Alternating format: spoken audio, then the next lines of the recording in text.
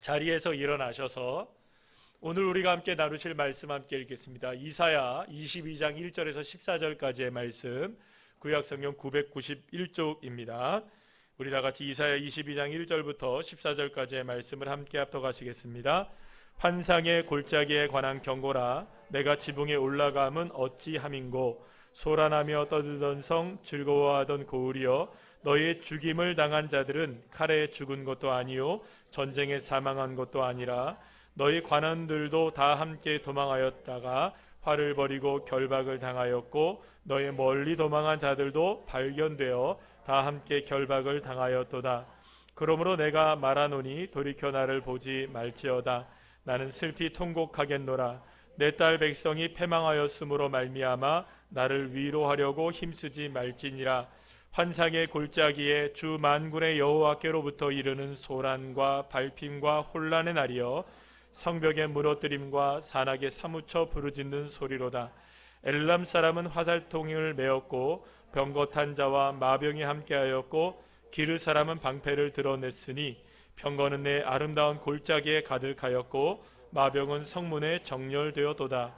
그가 유다에게 덮였던 것을 벗김에 그 날에야 내가 숲을 곳간의 병기를 바라보았고, 너희가 다윗성에 무너진 곳이 많은 것도 보며, 너희가 아랫못에 물도 모으며 또 예루살렘의 가옥을 개수하며 그 가옥을 헐어 성벽을 견고하게도 하며, 너희가 또 옛 물을 위하여 두 성벽 사이에 저주지를 만들었느니라.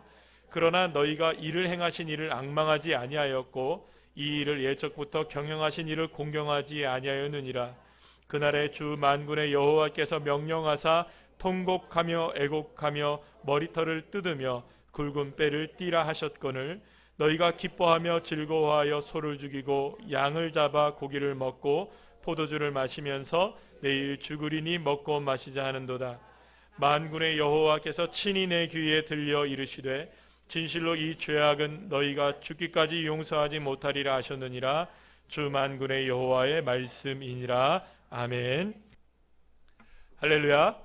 오늘은 함께 읽은 이사야 22장 1절에서 14절까지의 말씀으로 구원의 샘을 찾으라, 시작, 구원의 샘을 찾으라 라는 제목으로 함께 은혜를 나누도록 하겠습니다. 최근 여러분들 모로코에서 강진이 일어나서 수천 명의 사람들이 안타깝게 목숨을 잃었다는 소식을 우리가 함께 듣게 되었습니다. 그런데 불과 며칠이 지나지 않아서 이번에는 리비아에서 대홍수가 일어나서 지금 사망한 사람이 15,000명 정도 가까이 되고, 아직까지도 실종자가 10,000명 이상이 된다고 얘기하니까 희생자가 2만 명이 훌쩍 넘게 되는 그런 안타까운 일이 벌어지게 된 것을 우리가 소식을 전해지게 되었습니다. 더욱더 안타까운 것은 리비아 같은 경우에는 예보만 되었어도, 그러니까 예보 시스템이 되어 있지 않대요. 지금 내전이 일어나서 이런 것들이 다 망가져 있는 상태여서 일기예보만 했었더라도 그렇게 많은 사람들이 희생을 당하지 않았을 텐데, 일기예보가 없어가지고 이렇게 많은 사람들이 죽었다라고 얘기를 하니까 더 우리의 마음을 안타깝게 하는 것 같습니다. 이렇게 매년 더 심각해져만 가는 자연재해의 소식은 일단 다른 나라만의 이야기가 아닌 것 같습니다. 올해도 우리가 많은 일들을 경험했지 않습니까? 폭염, 그 다음에 심각한 엄청난 이 폭우, 지금 우리가 살아가는 이 삶 속에서, 우리의 삶 속에서도, 지금 대한민국 안에서도 우리가 지금 경험하고 있는 일들이 환경 파괴로 인한 기상 이변의 혹독한 대가를 지구촌 곳곳에서 모두가 다 경험하고 있는 것 같습니다. 이렇듯 우리가 살아가는 세상에는 이전보다 더 비는 많이 내리고 지진도 심각해지고 태풍과 폭풍우도 훨씬 더 심각해지는 등 자연 환경에 따라서 더 많은 일들이 우리에게 더 극심하게 일어나는 일들을 우리가 보게 됩니다. 언젠가 지난번에 한번 방송을 봤더니 이런 상황이 지속되면 지속될수록 인간은 이걸 극복해 나갈 수가 없다는 거예요. 자연의 이 변화를 극복할 수가 없기 때문에 사실 이렇게 그냥 살아야 된다라고 얘기를 하더라고요. 여러분, 살려면 어떻게 해야 될까요? 지난해 서울 강남에 비가 많이 내려서 침수된 사진들을 여러분들 많이 보셨죠?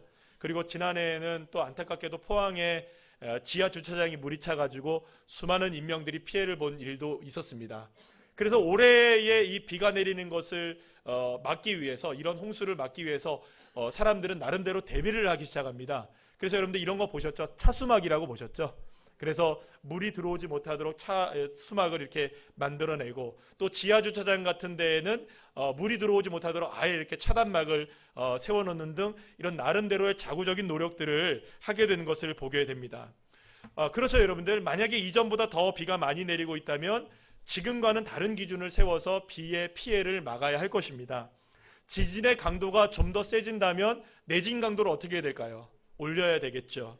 또 여러 가지의 모습들 속에서 이런 모습이 드러나고 저런 모습이 드러난다면 거기에 기준에 맞춰서 우리가 이거를 대비하는 지혜가 우리에게 필요할 것입니다. 그러나 문제의 원인을 파악하지 못하고 지금 일어나고 있는 현상에만 집중한 나머지 지금 당장의 문제만을 우리가 해결하기를 급급한다면 인기응변으로 문제를 해결할 수 있을 것입니다. 당장의 문제는. 그러나 여러분, 언젠가는 더 큰 문제가 몰려올 때 이걸 막을 수가 있을까요, 없을까요? 없게 되는 것입니다. 지금까지 제가 말씀드린 이러한 상황들은 일반적인 우리의 상황 속에서도 얼마든지 일어날 수 있는 상황이지만, 제가 이 이야기를 왜 드렸느냐? 바로 이것이 이스라엘의 영적인 모습이었기 때문이었습니다.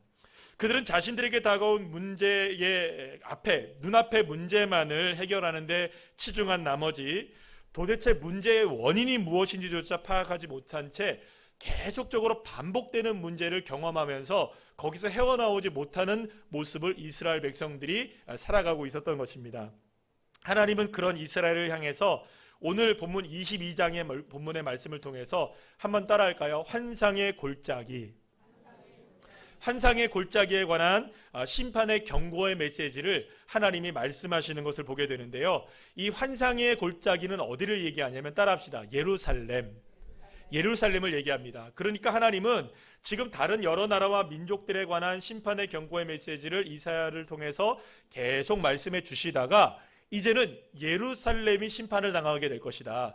예루살렘을 향한 경고의 메시지를 하나님이 말씀하시고 있는 것을 보게 됩니다. 자, 그렇다면 하나님께서 왜 예루살렘을 심판하실 수밖에 없었는지, 그 이유와 원인이 어디 있었는지에 대한 부분을 우리가 함께 말씀을 통해서 함께 나눠보도록 하겠습니다. 여러분들, 예루살렘은 너무나 잘 아시는 것처럼 하나님의 성전이 있는 곳입니다. 그래서 이스라엘 백성들에게는 그 어떤 곳보다도 자부심이 있는 곳이 예루살렘이었어요. 그래서 예루살렘이 있다, 예루살렘 성전이 있다라는 것은 하나님이 우리와 함께 하시고 하나님의 임재가 있고 우리는 하나님의 선택된 백성이다라는 이 자부심을 갖기에 충분하게 만드는 곳이 어디였느냐? 바로 이 예루살렘이었고, 그 가운데 핵심은 무엇이었을까요? 예루살렘 성전이었던 것이에요. 그런데 하나님은 오늘 무슨 얘기를 하시느냐? 그러한 예루살렘이라 할지라도 하나님의 심판을 면하지는 못하게 될 것이다 라는 것을 말씀하고 계시는 거예요. 제 아무리 하나님의 백성이라고 해도, 하나님이 선택한 도성이라고 할지라도, 하나님의 자부심이 있고 하나님의 임재가 있는 성전이 있는 곳이라 할지라도 하나님의 진노와 심판 앞에서는 그 무엇도 특권을 누릴 수가 없다라고 주님은 말씀하고 계시는 거예요. 여러분, 한번 생각해 봅시다. 저와 여러분 모두가 다 하나님 앞에 서게 되겠죠? 그럴까요, 아닐까요? 예, 저도 하나님 앞에 서게 되고 여러분들 모두 다 하나님 앞에 서게 될 것입니다. 그러면 하나님 앞에 섰을 때에 목사라고 해서 하나님 저를 좀 더 봐주실까요? 평신도라고 해서 좀 덜 봐주실까요? 그렇지 않습니다. 저와 여러분 모두가 다 한 사람의 그리스도인으로, 한 사람의 하나님의 백성으로 모두가 다 하나님 앞에서는 동일하게 평가를 받습니다. 맞을까요, 안 맞을까요? 오히려 여러분들 어떨까요? 목사기 때문에 훨씬 더 하나님 앞에 높은 요구를 하실까요, 안 하실까요? 하시겠죠. 아니, 너 목사인데 이렇게 살았어? 이렇게 하면 안 되잖아요. 그렇겠죠, 여러분들? 하나님은 목사이기 때문에 훨씬 더 높은 수준의 도덕적이고 윤리적이고 신앙적인 차원의 모습들을 요구하실지도 몰라요. 그러니까 어떻게 보면 이렇습니다. 하나님의 백성이라고 해서 그 어떤 사람들이라고 해도 하나님 앞에 섰을 때는 동일한 잣대를 갖게 되는 거예요. 오히려 하나님의 백성이기 때문에 훨씬 더 높은 책임과 의무감이 뒤따를 수밖에 없는 거예요. 여기서 우리가 한 가지 생각해 봐야 될 게 있어요, 여러분. 하나님 앞에 저와 여러분 모두가 다 동일하십니다. 그런데 여러분들 한번 생각해 봐야 돼요. 때로는 하나님이 저와 여러분에게 너무 어려운 일들을 요구하실 때가 있으시죠. 신앙적으로도 그렇고 삶으로도 그렇고, 때로는 하나님 앞에 순종하기 어려운데 순종하기를 원하실 때 있습니까, 없습니까? 그럴 때가 있어요. 그럴 때 왜 하나님 나한테 이런 어려운 요구를 하십니까? 나에게 뭘 원하시는 거예요? 나는 그거 할 수 없어요 할 때가 많아요. 그런데 여러분들 그거 아십니까? 하나님이 그만큼 저와 여러분에게 기대감이 있기 때문에 그렇게 하시는 거예요. 그렇게 하실 수 있기 때문에 주님께서 그 일을 맡기시려고 하시는 거예요. 그러면 여러분, 주님은 때로는 내가 생각한 것보다 나를 더 수준 높게 보실 때가 있어요. 아멘이십니까? 그럴 때 기뻐하셔야 돼요, 여러분들. 하나님 왜 나한테 이런 일 맡기세요? 이러지 마시고, 와, 하나님은 나를 굉장히 좋게 보시네. 하나님 나를 좀 더 낫게 보시네. 나를 괜찮게 보시네. 하나님 눈이 조금 잘못되신 것 같으시지만 하나님 내가 인정할게요. 오케이. 이러시면 됩니다. 그렇게 썩 마음에 와닿지 않으시. 그래도 여러분들, 하나님은 그렇게 우리를 보실 수도 있는 거예요. 그러니까 저와 여러분은 하나님께서 나름대로의 기준들을 다 갖고 계시는 거예요. 하나님은 저와 여러분이 정말로 믿음의 백성으로 잘 살기를 원하시겠죠. 그런데 만약에 그 기준에 부합하지 않는다면 하나님의 심판은 저와 여러분에게도 예외가 될 수 없는 것이에요. 이스라엘 백성들이 그랬다는 것입니다. 하나님의 백성으로서 훨씬 더 높은 수준의 하나님의 기대가 있었음에도 불구하고 하나님께 뜻에 합당한 삶을 살지 않았을 뿐만 아니라 오히려 더 지독한 죄악에 빠져서 하나님을 떠나 살아가는 모습으로 전락해 버리고 말았던 것입니다. 사랑하는 여러분, 하나님은 이러한 이스라엘 백성들을 심판하시기 위해서 이스라엘의 상징이자 중심인 예루살렘을 향한 심판의 메시지로 이스라엘의 문제가 무엇인지를 정확하게 드러내기를 원하셨던 것입니다. 여러분, 예루살렘은요, 천혜의 요새였습니다. 여러분, 이스라엘 백성들이 가나안 땅을 점령하면서 처음부터 이 예루살렘을 손에 넣지를 못했어요. 그만큼 오랜 시간이 걸리게 되었는데 사사시대에도 얻지를 못하고요, 사울왕 때 시대에도 이 예루살렘을 얻지 못합니다. 그러다가 다윗 왕 때에 이르러서야 어디를 얻게 되냐면 예루살렘을 점령하게 돼요. 그만큼 예루살렘은 난공불락의 성이었던 것입니다. 그런데 이 예루살렘에는요, 크게 세 개의 골짜기로 이루어진 것이 예루살렘 성이었어요. 제가 여러분들이 보기 쉽게 이 예루살렘 평면도를 제가 하나를 보여드리게 되는데요, 이렇게 세 개의 골짜기가 있었어요. 이게 노란색으로 된 게 골짜기거든요. 그러니까 이 골짜기가 있는데 여러분들이 보시기에 오른쪽에 있는 이 동쪽 편에 있는 이 골짜기가 기드론 골짜기라는 골짜기예요. 여기에 바로 무엇이 있냐 하면 겟세만의 동산이 있고 감람산이 있는 곳이 바로 이 기드론 골짜기에 있습니다. 그리고 남쪽에 이렇게 남서쪽으로 이렇게 펼쳐져 있는 골짜기가 여러분들 많이 들어보셨을 거예요. 따라합시다. 흰놈 골짜기. 들어보셨죠? 예, 그놈 골짜기 아니고요, 흰놈 골짜기입니다. 그런데 이 골짜기는요, 이 예루살렘의 쓰레기 하치장으로 쓰일 만큼 굉장히 음침하고 험악한 이 골짜기가 바로 흰놈의 골짜기였어요. 그런데 이 중에 하나의 중간에 여러분들 하나의 골짜기가 있죠. 아마 잘 들어보지 못하셨을 텐데 티로포이아 계곡이라는 골짜기가 있는데요, 한번 따라해 볼까요? 티로포이아 계곡이라는 곳이 있는데요, 이것이 바로 사실은 예루살렘 성 위에 있는 거예요. 그러니까 예루살렘이 바로 이 티로포이아 계곡 위에 세워진 거겠죠. 그러니까 이 세 개의 골짜기로 구성되어 있는 것이 예루살렘이고요, 그 예루살렘 성이 어디에 있느냐? 이 계곡 위에 딱 놓여져 있는 거예요. 그러니까 여러분들, 이 예루살렘은 공격하기가 쉽겠어요, 어렵겠어요? 양옆에 골짜기가, 깊은 골짜기가 있죠. 게다가 그 위에, 골짜기 위에 이 예루살렘이 세워져 있었기 때문에 여러분들, 이 골짜기를 지나서 또다시 위에 골짜기로 올라와서 예루살렘을 정복한다는 것은 그렇게 쉽지가 않았던 것이에요. 그래서 이 예루살렘 성은 난공불락의 성이라고 말하는 것이죠. 그런데 여러분들, 이 예루살렘 성이 실제로 공격을 당하는 일이 펼쳐지게 됩니다. 주전 701년 아수르의 사네립에 20만 대군이 몰려오게 되었고요, 이때 이 골짜기, 흰놈의 골짜기와 기드론 골짜기를 넘어서 에워싸게 되는데 예루살렘 성을 완전히 포위하게 됩니다. 그래서 여러분들, 이스라엘 백성들 예루살렘은요, 너무 깜짝 놀라는 거예요. 왜냐하면 이 골짜기를 넘어서 공격해온다는 자체가 힘든 일인데 이 아수르의 대군이 몰려와서 예루살렘을 완전히 포위했다는 이것은요, 이스라엘의 위기, 예루살렘의 위기가 실제로적으로 다가왔다는 것이 경험되어지는 일을 이스라엘 백성들이 하게 되었던 것입니다. 그리고 심지어는 주전 586년에는요, 이 바벨론이 이 골짜기를 넘어서요 어디까지 쳐들어오게 되냐면 실제로 예루살렘을 쳐들어와서 예루살렘을 완전히 어떻게 됩니까? 다 무너뜨리게 돼요. 다 무너뜨리게 되고 결국에는 이스라엘이 멸망하게 되는 일이 언제 발생하느냐? 주전 586년에 실제로 유다가 멸망하는 대참사가 일어나게 됩니다. 물론 지금 여러분들 함께 보고 있는 이사야 22장이 쓰여진 바로 그 시기에는 아직 이런 일들이 일어났을까요? 안 일어났을까요? 아직은 일어나지 않았을 때예요. 그래서 지금까지는 아무런 문제가 없어 보이는 상황이었어요. 그래서 오늘 본문 1절 말씀을 여러분들 보시면 여전히 이스라엘 백성들은 어떻게 살고 있느냐? 즐겁게 외치며 살아가고 있었어요. 소란스럽게 떠드는 성의 삶을 살고 있었던 거예요. 평범한 일상, 그저 그냥 똑같은 일상들을 여전히 살아가고 있었던 것이죠. 하지만 하나님은 일상적인 행복을 누리며 살아가고 있던 이 예루살렘 사람들이 반드시 지붕으로 도망하는 일이 펼쳐지게 될 것이고 관리들은 도망하게 될 것이고 결박을 당하고 패망하는 일이 곧 일어나게 될 것이라는 사실을 오늘 보면 1절에서 4절 말씀을 통해서 분명하게 심판의 메시지를 전하고 계시는 것을 보게 됩니다. 그리고 이미 제가 말씀을 드린 대로 이러한 일들은 실제로 예루살렘이 일어나나요? 안 일어나나요? 701년과 586년에 실제로 일어나게 되었고 그렇게 해서 이스라엘은 정말로 예루살렘이 멸망함으로 이스라엘이 아수르와 또 혹은 바벨론의 칼과 전쟁으로 인하여서 멸망하게 되는 일이 실제로 일어나게 되었던 것입니다.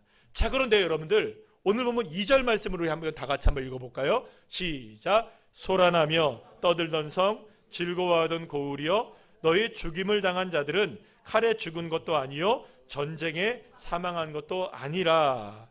여러분, 분명히 예루살렘은요 아수르의 공격에 휘청거리게 되었고요 바벨론의 공격에 완전히 무너지게 되었습니다. 그러니까 칼과 전쟁으로 인하여서 이스라엘 예루살렘은 망했죠. 지금 이런 일들이 펼쳐지게 되는데 하나님은 지금 뭐라고 말씀하시느냐? 이스라엘이 이렇게 공격을 당하고 멸망을 당했던 이유와 원인이 칼과 전쟁 때문이 아니라고 말씀하고 계시는 거예요. 아니, 분명히 여러분들 이스라엘 백성들은 칼과 전쟁 때문에 무너집니까? 안 무너집니까? 그럼에도 불구하고 하나님은 아니라는 거예요. 칼과 전쟁이 분명히 있긴 있었지만 그것 때문에 멸망한 것이 아니라는 겁니다. 그렇다면 도대체 예루살렘이 이렇게 진짜로 무너지게 된 이유와 원인은 도대체 어디에 있었던 것일까요? 자, 오늘 본문 11절 말씀 우리 다 같이 한번 읽어볼까요? 시작. 옛 못의 물을 위하여 두 성벽 사이에 저수지를 만들었느니라. 그러나 너희가 이를 행하신 이를 앙망하지 아니하였고 이 일을 옛적부터 경영하신 이를 공격하지 아니하였느니라. 아멘. 사랑하는 여러분, 예루살렘이 심판을 면치 못하게 된 가장 근본적인 이유는 하나님이 분명히 말씀하십니다. 따라합시다. 하나님을 앙망하지 않았고 하나님을 공경하지 않았다. 자, 그런데 문제는요 여러분들, 여전히 이스라엘 백성들은 늘 전쟁을 피하기 위해서 이곳에서 힘을 빌리고 저곳에서 힘을 빌리면서 당장에 당면한 위기의 문제만을 피하려고 했던 거예요. 이런 겁니다. 여러분들, 이스라엘은 전쟁이 끊이질 않았어요. 애굽이 쳐들어오려고 그래요. 그러면 여러분, 애굽을 막으려면 어떻게 해야 될까요? 우리는 힘이 없으니 다른 나라의 힘을 빌려보자. 그래서 다른 나라의 힘을 빌리는 거예요. 그런데 이번에는 누가 쳐들어오려고 그래요? 아수르가 쳐들어오려고 그래요. 아수르가 쳐들어오니 우리는 힘이 없네? 그러면 다른 나라의 힘을 빌려볼까? 이번에는 이 나라의 힘을 빌려보자. 그리고 또 전쟁을 막아내는 거예요. 그러면 이번에는 또 누가 쳐들어옵니까? 바벨론이 쳐들어오는 거예요. 그럼 바벨론을 막을 힘이 있나요? 없나요? 없으니 또 다른 나라의 힘을 빌려보는 거예요. 그래서 이번에도 막아보는 거예요. 이렇게 막고 저렇게 막고 저렇게 막고 이렇게 막아도 여러분 계속되는 전쟁을 피할 길이 없는 거예요. 그럼 여러분, 이스라엘은 국력이 더 강해질까요? 약해질까요? 약해질 수밖에 없는 거예요. 계속 다른 나라의 힘을 빌리는 거예요. 이 나라를 믿어봤더니 나중에 이 나라가 쳐들어오네. 저 나라를 믿어봤더니 이제는 다른 그 나라가 쳐들어오네. 그러니 여러분, 믿을 나라 있습니까? 없습니까? 이제는 어디서 도움을 구하려고 해도 도움을 구할 수 있는 나라가 없어지는 거예요. 이스라엘 백성들의 현재의 모습이 바로 이랬던 겁니다. 강대국의 칼을 피하고 전쟁을 피하기 위해서 또 다른 강대국을 끌어들였지만 계속해서 힘겹고 고통스러운 나라는 계속해서 끊임없이 이루어지고 있었던 거예요. 전쟁은 끊임없이 이루어지고 있었던 거예요. 그래서 하나님은 이렇게 말씀하시는 겁니다. 이 칼과 전쟁의 문제가, 이 이스라엘 백성들이 이렇게 어려움을 당하고 예루살렘이 이렇게 어려움을 당하는 문제는 단지 칼과 전쟁의 문제 때문이 아니라는 것이에요. 아무리 이 힘을 빌리고 아무리 저 힘을 빌린다고 해도 해결이 안 된다는 거예요. 칼을 피하고 전쟁을 피하기 위해서만 이 모든 문제를 해결하기 위해서 나아간다면 결코 이스라엘은 나아질 수가 없다는 거예요. 문제의 원인은 어디 있느냐? 이 문제의 원인을 파악해야 된다는 거죠. 사랑하는 여러분, 저와 여러분에게도 삶의 문제가 분명히 있습니다. 다가오는 일들이 있습니다. 그래서 오늘의 그 문제를 해결하기 위해서 노력을 합니다. 중요한 건 무엇일까요? 문제 당연히 해결해야겠죠. 그러나 원인을 찾으셔야 되는 거예요. 그 원인을 발견하지 못하면 계속해서 동일한 일들만 일어날 뿐이라는 거죠. 하나님이 지금 이스라엘의 문제를 제기하시고 그 원인을 이야기하신 것이 무엇입니까? 단지 칼과 전쟁 때문이 아니다. 무엇입니까? 여호와 하나님을 앙망하지 아니하고, 여호와 하나님을 바라보지 못하고, 여호와 하나님을 공경해야 하는데, 경배해야 하는데 여호와 하나님을 바라보지 못하는, 그 공경하지 못했기 때문이라고 하나님은 분명하게 말씀하고 계시는 것입니다. 사랑하는 여러분, 이스라엘 백성들의 문제는요, 하나님이 함께 하시는 것을 의지하지 아니하고 하나님을 찾지도 않으면서도 계속해서 이방인의 힘만을 의지하고 이방인의 도움을 바라면서 문제를, 오늘의 문제만을 급급하게 해결하기 위한 너무나 근시안적인 삶을 살고 있었던 것이 바로 이스라엘의 문제였던 것입니다. 사랑하는 여러분, 이스라엘은 문제의 원인을 반드시 찾아내야만 했던 것이에요. 그렇지 않으면 계속해서 무엇의 고통에서 헤어나오지 못하는 겁니까? 칼과 전쟁의 고통에서 헤어나오지 못한 채로 살아갈 수밖에 없는 것입니다. 하지만 그럼에도 불구하고 이스라엘은 단지 눈에 보이는 문제에만 집착했고 당장의 살 길만을 찾기 위해서 하나님의 방법이 아닌 세상의 방법을 쫓고 하나님의 힘이 아닌 세상의 힘을 쫓아서 문제를 해결하려고만 했던 것입니다. 그렇다고 여러분들, 하나님이 이스라엘 백성들과 함께하지 않으신 것이 아니에요. 조금만 관심을 갖고 조금만 눈을 들고 조금만 영적으로 깨어 있다면 얼마든지 하나님을 찾을 수 있었고요, 얼마든지 하나님의 능력을 경험할 수 있었어요. 그러나 눈이 가려워져 있고 열려지지 못하고 계속해서 세상만 바라보니 누가 보이지 않는 겁니까? 하나님이 함께 하시는 것을 볼 수가 없었던 거예요. 그러니 계속해서 누구를 찾지 못하는 겁니까? 가리워져 있으니 하나님을 찾지 않고 하나님을 원하지도 않고 하나님을 공경하지도 않는 백성들로 전락해 버리게 되었던 것입니다. 자, 그런데 저 오늘 본문 8절에서 11절 말씀을 보면 유다 백성들이 얼마든지 하나님의 은혜를 경험할 수 있었고 하나님의 도우심을 받을 수 있었음에도 불구하고 그들의 눈이 가리워져 있었기 때문에 문제가 되었다는 사실을 주님이 말씀하십니다. 무너져 있는 것을 바라보지 못했던 거예요. 다윗의 무너진 장막이 있었다는 것도 바라보지 못했던 거예요. 그런데 그러면서 하나님은 무슨 얘기를 하시느냐? 한 가지 분명히 바라봐야 될 것을 바라보지 못한 것에 대한 이야기를 하시면서 예루살렘에 두 가지의 연못이 있었다는 이야기를 합니다. 따라합시다. 아랫못, 옛못. 여기서 말하는 아랫못은요, 여러분들 그 지도에 보시면 맨 밑에 쪽에 보시면 예루살렘 성의 맨 밑에 쪽에 빨간색으로 되어 있는 부분이 있어요. 이건 성 안에 있는 건데요, 이 연못이 어떤 연못이냐면 여러분들 많이 들어보셨을 거예요. 실로암 연못. 이 실로암 연못이에요. 근데 이 실로암 연못은요, 자연 연못이 아니고 인공 연못입니다. 만들어진 연못이에요. 그러니까 여기서 물이 난다는 말입니까? 물이 안 난다는 말입니까? 물이 안 나요. 그래서 이 연못에 물을 가두기 위해서 어떻게 했냐면 저 위쪽에 보시면 여러분들 기드론 골짜기 사이에 있는 하나의 연못이 있는데 이 샘이 뭐냐면 따라합시다. 기혼샘. 많이 들어보셨죠? 기혼샘이라는 그 연못이 있는데 여긴 천연 연못이에요. 그래서 맑은 물이 날마다 여기서는 샘솟아요. 그래서 여기서 나오는 기온샘에서 나오는 이 물을 어디다 끌어들여서 물을 채우게 되냐면 실로암 연못에 채우기 위해서 그 땅속으로 뭘 팠을까요, 여러분들? 수로를 팠어요. 그러니 여러분들 이렇게 된 겁니다. 실로암 연못에는 늘 언제나 어떤 물을 마시는 거예요? 기온샘에서 나오는 물을 날마다 마실 수 있는 거죠. 왜냐하면 수로로 연결되어 있으니까. 실로암 연못이 중요한 이유는 뭐냐 하면 예루살렘에는 여러분들 물이 있다고 했습니까? 없다고 했습니까? 높은 곳이기 때문에 물이 없어요. 그러니까 유일하게 물을 얻을 수 있는 것이 바로 이 실로암 연못이었던 것입니다. 그래서 여기에 물이 가득 채워져 있으면 아무리 사방이 적으로 막힌다 할지라도 얼마든지 기온샘에서 나오는 물이 어디에 들어와 있으니까, 예루살렘에 들어와 있으니까 실로암 연못에서 그 맑은 물을 먹을 수가 있게 되었고 마실 수가 있게 되었고 사용할 수가 있게 되었던 것이에요.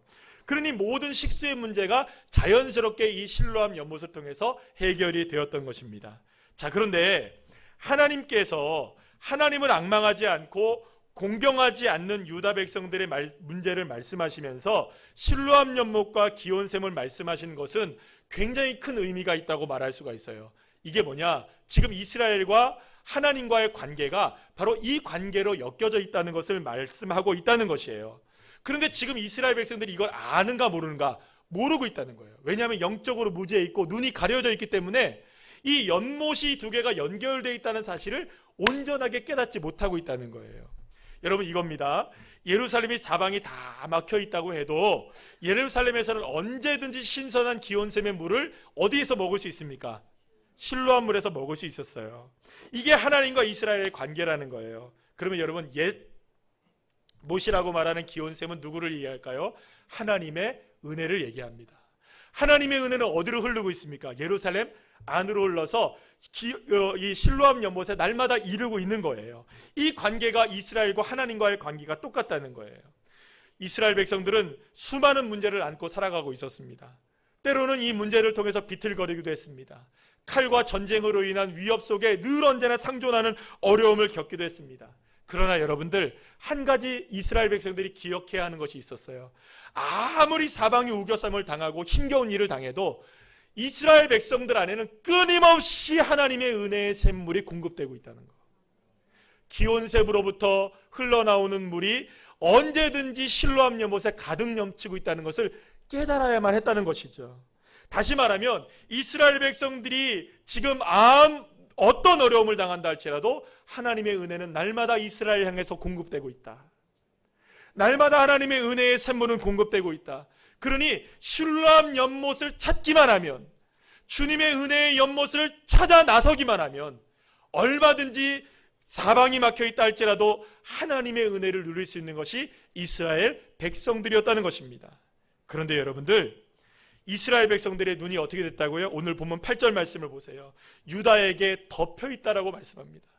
유다에게 무엇이 덮여 있던 거예요? 이 연못이 있다는 것, 실로암 연못이 있다는 것, 이 기온샘에 연결된 실로암 연못이 있다는 것이 가리워져서 보이지 않는 거예요. 다윗의 무너진 장막들이 너무나 많이 무너져 있어서 그 하나님의 샘물이 이스라엘 백성들을 살리고 있다는 사실을 까마득히 모르고 있다는 거예요.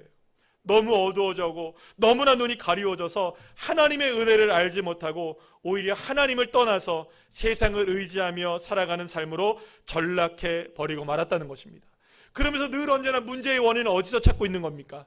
우리는 칼 때문에 이렇게 됐어. 우리는 전쟁 때문에 이렇게 됐어. 누구 때문에 이렇게 됐어. 무엇 때문에 이렇게 됐어. 아니요, 무엇만 찾으면 되는 거예요. 하나님의 은혜의 샘을 향해 나가기만 하면, 할렐루야, 거기로부터 샘 솟는 하나님의 생명수 샘이 솟아나게 되는데, 그걸 찾지 못하니까, 그걸 만나지 못하니까, 그걸 발견하지 못하니까 지금 계속해서 문제는 전쟁 때문이야, 칼 때문이야, 아수르 때문이야, 바벨론 때문이야, 애굽 때문이야, 누구 때문이야, 무엇 때문이야, 계속해서 이 일이 반복적으로 일어나게 되었던 것이에요. 사랑하는 여러분, 하나님은 이스라엘 백성들의 가리워진 눈이 열리기를 원하셨습니다. 그러려면 어디를 찾아야 되는가요? 실로암 연못을 향해 나가야 했던 것이에요. 그곳에서부터 기온샘으로부터 흘러나오는 물을 마셔야만 살아날 수가 있는 것이에요. 그것만이 이스라엘 백성들이 살고 예루살렘이 살 수 있는 유일한 방법, 회복될 수 있는 유일한 방법, 해방될 수 있는 유일한 방법이었던 것입니다. 하루는 예수님께서 길을 걸어가시다가 거리에서 나면서부터 맹인된 사람을 보시게 됩니다. 제자들은 이 사람이 도대체 무슨 죄를 지었기에 이런 상태가 되었느냐고 예수님께 물어요. 그러면서 예수님이 뭐라고 말씀하시느냐? 그거는 누구의 죄 때문이 아니라, 따라합시다. 그에게서 하나님이 하시는 일을 나타내고자 하심이라. 할렐루야. 그 사람이 그렇게 된 것은 하나님이 하실 일을 나타내기 위해서 그 사람이 그렇게 된 것이다 라고 말씀하시면서 그를 불러오셔서 이렇게 말씀하십니다. 그에게 진흙을 침으로 이겨서 눈에다 발라주십니다. 그리고 나서 예수님께서 뭐라고 말씀하시느냐, 실로암 못에 가서 눈을 씻으라고 말씀하세요. 자, 오늘 우리 함께 말씀 읽어볼까요? 요한복음 9장 7절 말씀 한번 읽어보겠습니다. 시작. 이르시되 실로암 못에 가서 씻으라 하시니, 실로암은 번역하면 보냄을 받았다는 뜻이라. 이에 가서 씻고 밝은 눈으로 왔더라. 아멘. 사랑하는 여러분, 이 눈으로 맹인되었던 이 사람이 실로암 연못에서 눈을 씻게 되자 밝은 눈이 되었고 눈이 보게 되는 놀라운 기적이 일어나게 되었던 것입니다. 자, 그런데 이 실로암이라는 뜻이 뭐냐? 보냄을 받았다라는 뜻입니다. 따라합시다. 보냄을 받았다.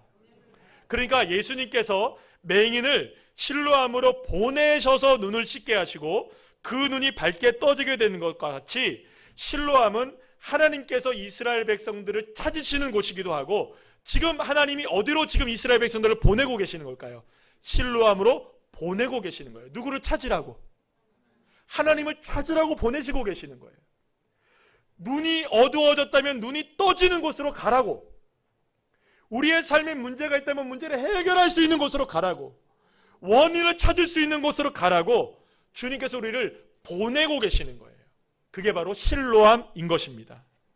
사랑하는 여러분, 우리의 삶에는요 다양한 삶의 문제들이 많이 있습니다. 때로는 정말로 전쟁과 같은 삶이 끊임없이 우리의 삶에 이어지기도 합니다. 반복되는 문제들로 힘을 잃기도 합니다.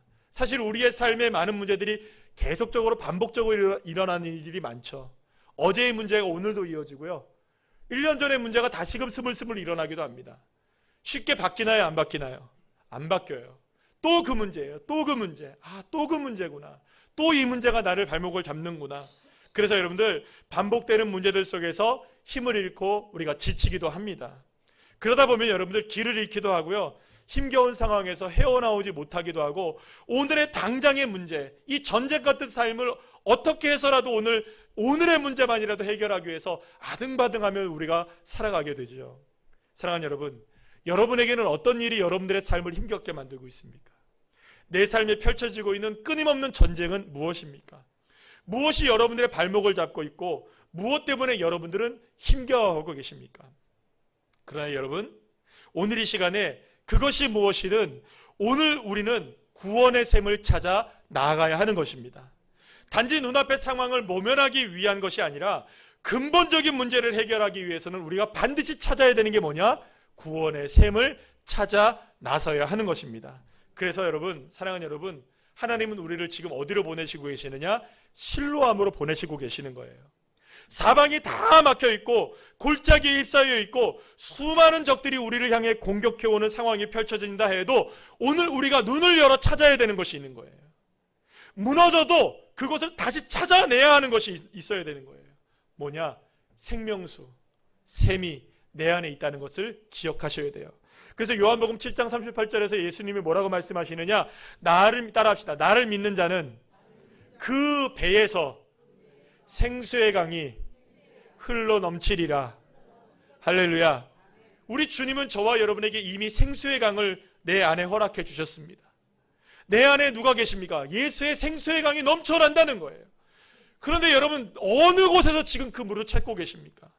내 삶의 목마름을 어디에서 채우길 원하시고 계십니까? 내 안에 계신 예수님, 그분을 찾으셔야 돼요. 이미 내 안에 실로암이 계십니다.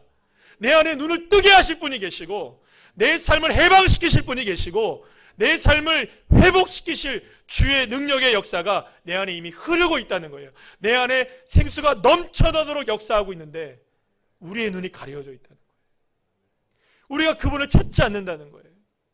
사랑하는 여러분, 구원의 샘을 찾으시기를 축복합니다. 수많은 삶의 문제 속에 우리가 휩싸여 있다 할지라도 오직 구원의 샘이신 여호와 하나님만을 바라볼 때 삶의 진정한 회복이 일어나게 될 줄 믿습니다. 해방이 일어나게 될 줄 믿습니다. 승리가 일어나게 될 줄 믿습니다. 구원의 샘이신 주님을 찾으십시오. 오늘 주님이 저와 여러분을 보내시는 거예요.